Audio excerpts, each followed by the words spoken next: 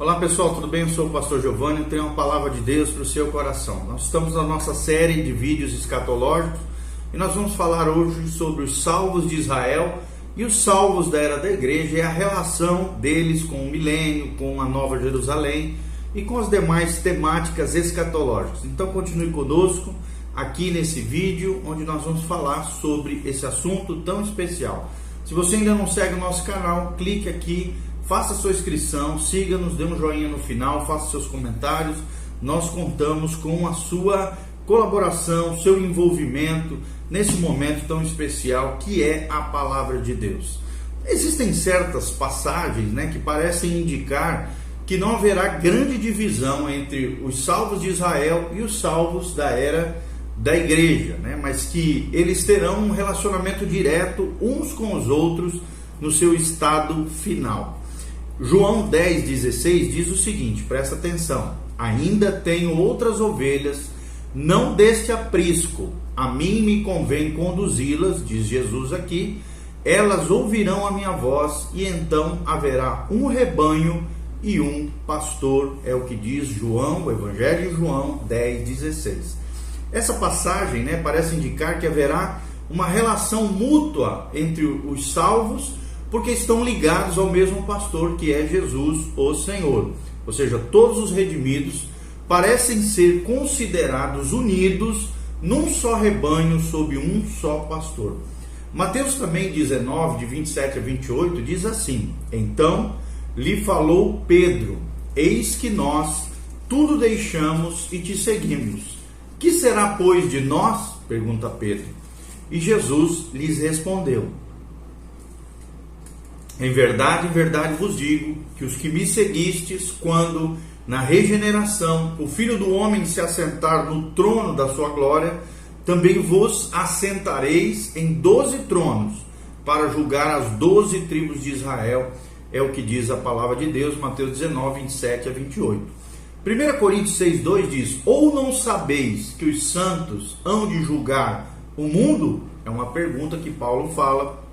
E essas duas passagens mostram que os santos incluídos na igreja não estão completamente separados do milênio.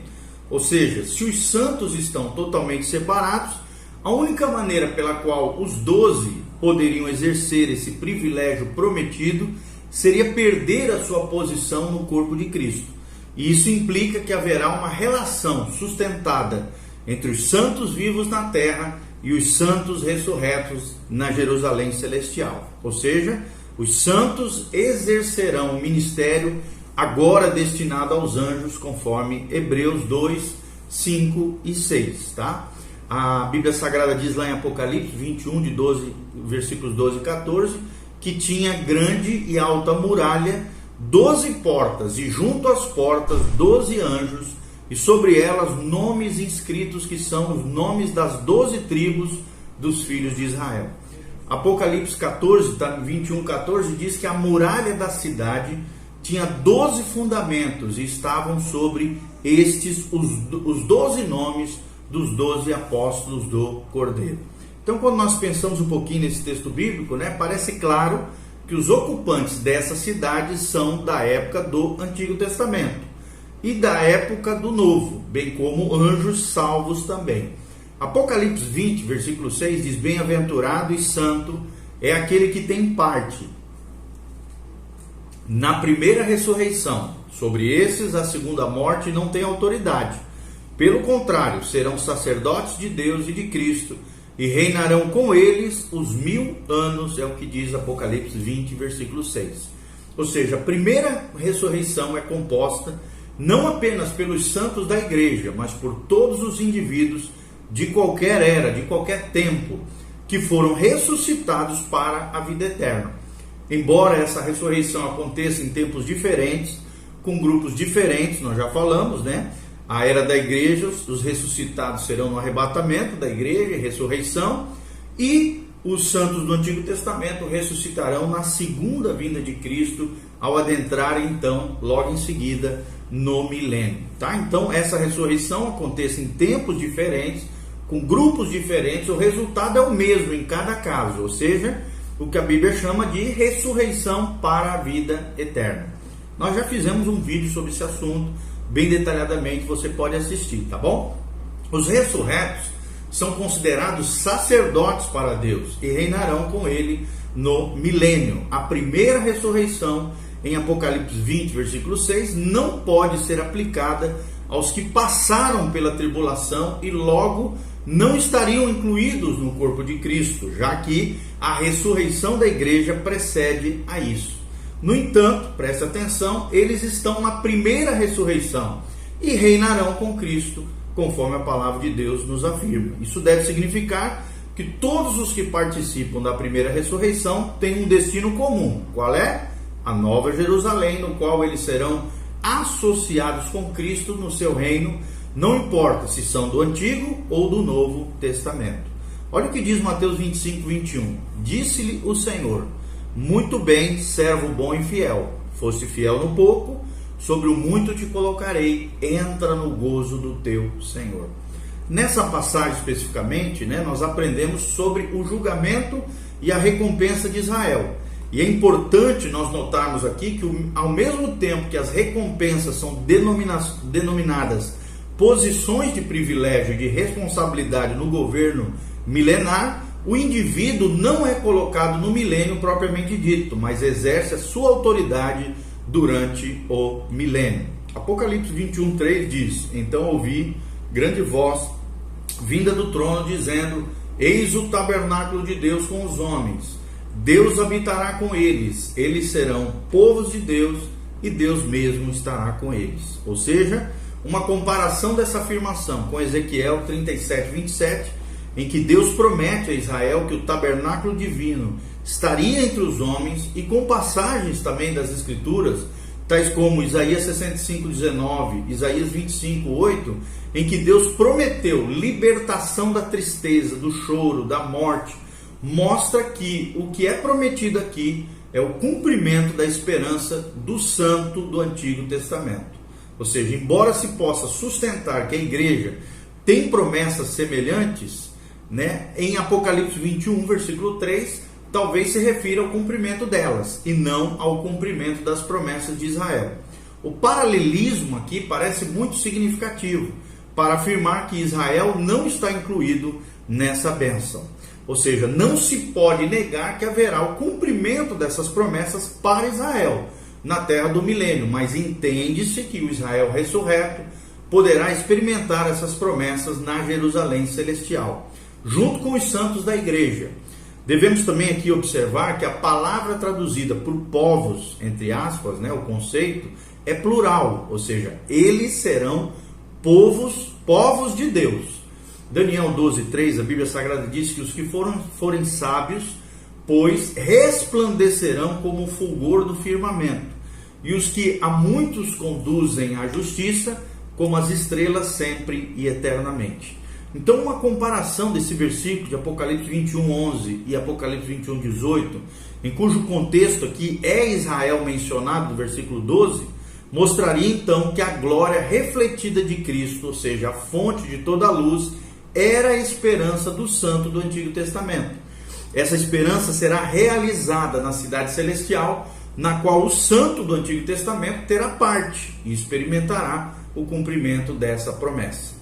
Hebreus 11, 39 a 40 diz que, ora, todos estes que obtiveram bom testemunho por meio da sua fé, não obtiveram, contudo, a concretização da promessa, por haver Deus provido coisa superior a nosso respeito, para que eles, sem nós, não fossem aperfeiçoados.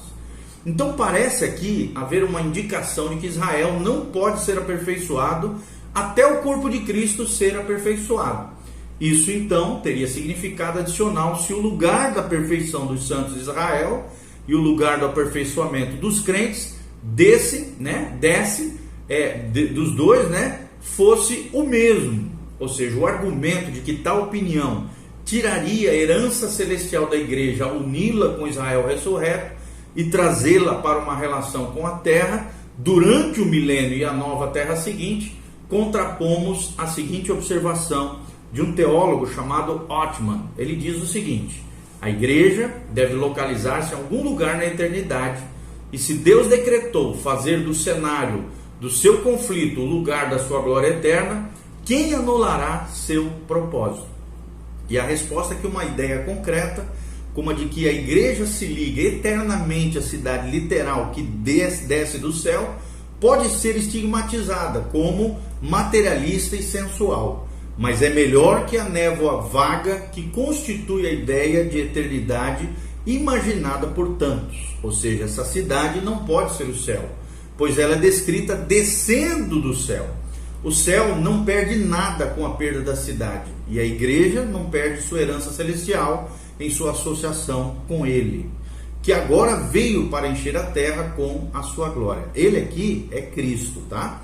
Ou seja, o argumento de tal opinião esvaziaria o céu e tiraria Deus do seu lar.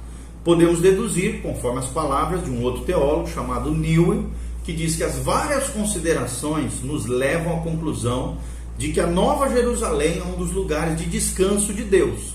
O primeiro destaque que nós trazemos aqui é que imediatamente vemos o novo céu e a nova terra e a nova Jerusalém descendo para a nova terra, conforme Apocalipse 21, 1 e 2. E lemos o seguinte: eis o tabernáculo de Deus com os homens. Ou seja, o objetivo do novo céu e da nova terra é realizar isso, que Deus terá seu lar eternamente na capital da nova criação. Segundo destaque que nós trazemos é que nenhuma outra habitação eterna de Deus é vista além da capital da nova criação. Terceiro destaque é que essa cidade celestial tem a glória de Deus, conforme Apocalipse 21, 11 e 23. E Apocalipse 22, 5 também menciona isso. O quarto destaque que nós trazemos é que ela também é o trono de Deus e o serviço de Apocalipse 22, 3, que é apropriadamente chamado de serviço sacerdotal ou adoração espiritual. O quinto destaque é que eles verão a sua face. Esse então deve ser o lugar do descanso de Deus para sempre. E o sexto destaque que nós trazemos é que só precisamos lembrar que os habitantes da Nova Jerusalém reinarão, conforme diz a Bíblia, pelos séculos dos séculos, Apocalipse 22, 5. Isso não poderia ser escrito sobre outros, além dos habitantes da capital da nova criação. Então o que nós podemos concluir com isso? É que a conclusão seria que o Antigo Testamento apresentava uma esperança nacional a Israel aqui, que se realizaria completamente no milênio. A esperança do santo individual do Antigo Testamento por uma cidade eterna será realizada pela ressurreição na Jerusalém celestial, onde, sem perder distinção ou identidade, Israel se unirá aos ressurretos e transladados da era da igreja para compartilhar a glória do seu reinado para sempre. A natureza do milênio como período de teste da humanidade caída sob o governo justo do rei impede a participação de indivíduos ressurretos. Logo, o milênio se preocupará com os homens que foram salvos, mas estão vivendo em corpos naturais. A cidade celestial será levada aqui, amados, a uma relação com a terra no início do milênio, e talvez seja visível acima da terra. É da cidade celestial que o filho primogênito de Davi exerce o seu reinado teocrático e messiânico, no qual a noiva reina e a partir do qual os santos recompensados do Antigo Testamento exercem autoridade em governo. Se tal interpretação estiver correta, haveria uma solução para a confusão que surge ao colocar os santos ressurretos na terra para se misturarem livremente com os não ressurretos durante o milênio.